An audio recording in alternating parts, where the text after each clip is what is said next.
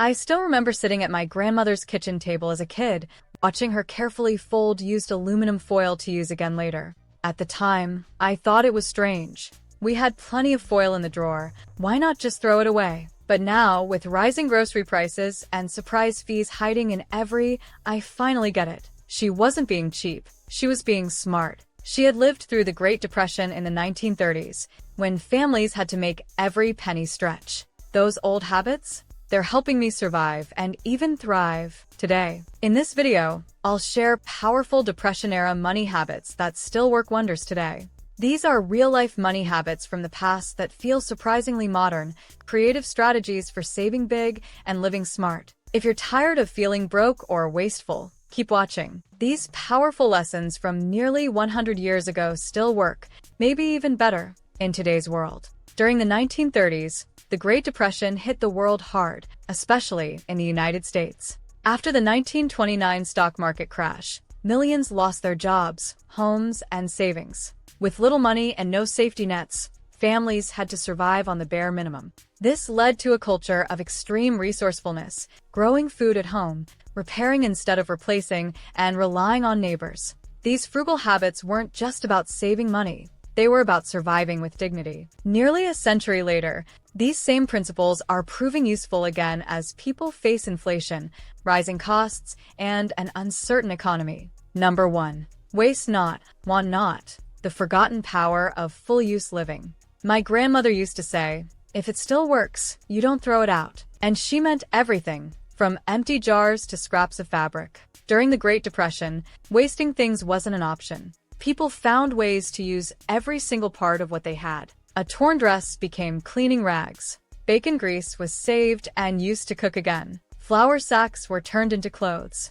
Nothing went to waste. Today, most of us throw things away without a second thought. But with prices going up in 2025 and landfills overflowing, that old way of thinking suddenly feels new again. A growing number of people are now practicing full-use living. That means making the most out of what you already have before buying something new. For example, some folks on TikTok are showing how to turn old candles into storage jars or repurpose stale bread into crunchy croutons. Others are using vegetable scraps to make broth instead of tossing them in the trash.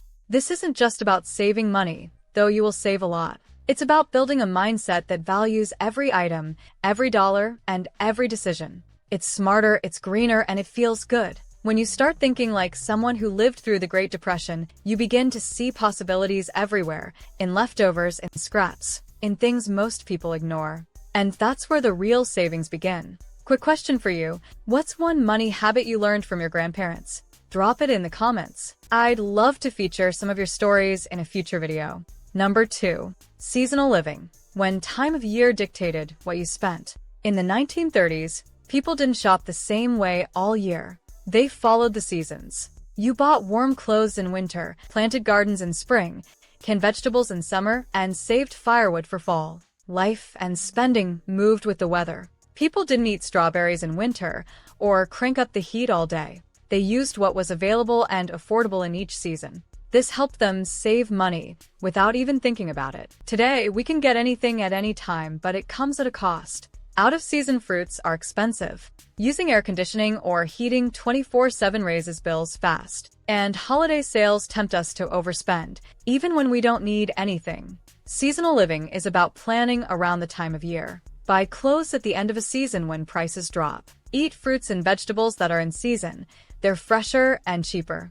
Use the sun for light and warmth when you can. Cook more at home in winter, and enjoy free outdoor fun in summer. Living with the seasons brings back balance. Just like our grandparents, we can learn to flow with the year, not fight it. Number 3. MultiPurpose living. The lost art of owning things that do more than one job. During that era, people didn't own a lot, but what they did own had many uses. One pot could cook every meal. A scarf could be worn, tied to a bag, or used as a curtain tie. Everything had more than one job, and that's what made it valuable. Today, we often fill our homes with single-use items, tools we only use once a year, clothes for one event, or gadgets that do one small task. This costs money, space, and mental energy. But multi-purpose living is coming back. People are now buying fewer things, but smarter ones. Think of a cast iron pan that works on any stove, lasts a lifetime.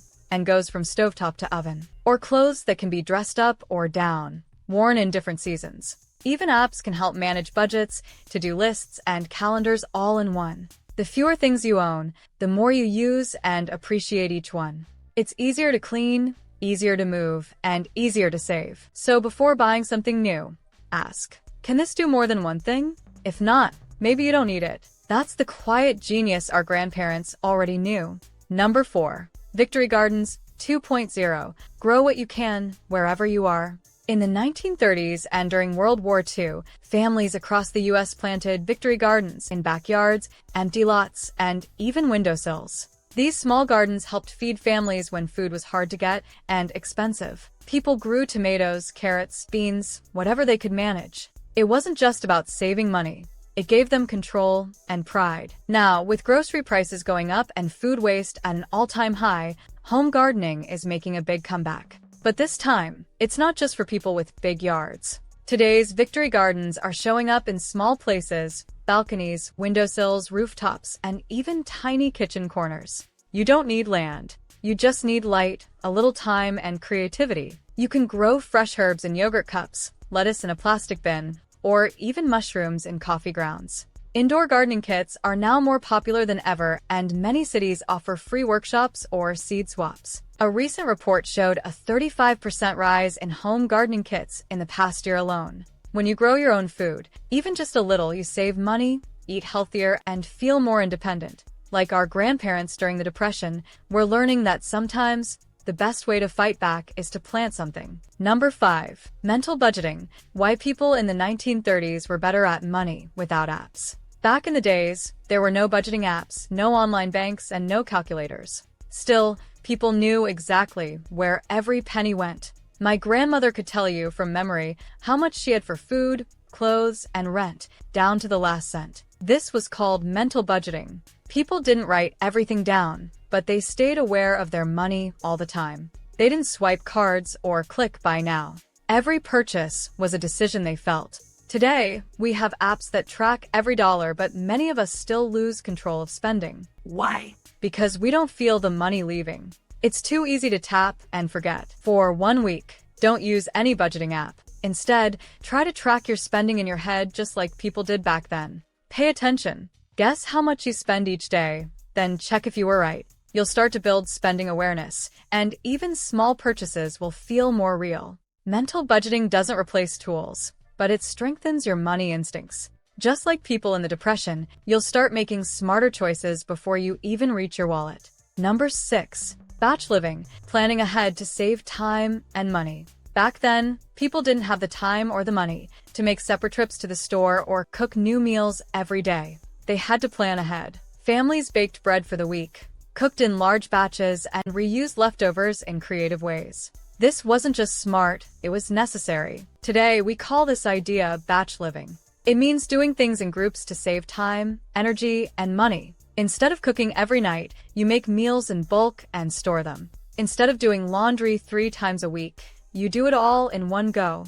One shopping trip, one cooking session, one cleaning sprint. Big savings. People now are bringing this habit back in modern ways. Sunday resets, meal prep Mondays, or even scheduling bill payments in one sitting. Apps help organize your life, but the secret is still the same. Do more in fewer steps. These cuts down on stress, waste, and unexpected spending. It gives you back control over your time and your wallet. Planning ahead doesn't make life boring. It makes it smoother. And it can turn a little into a lot.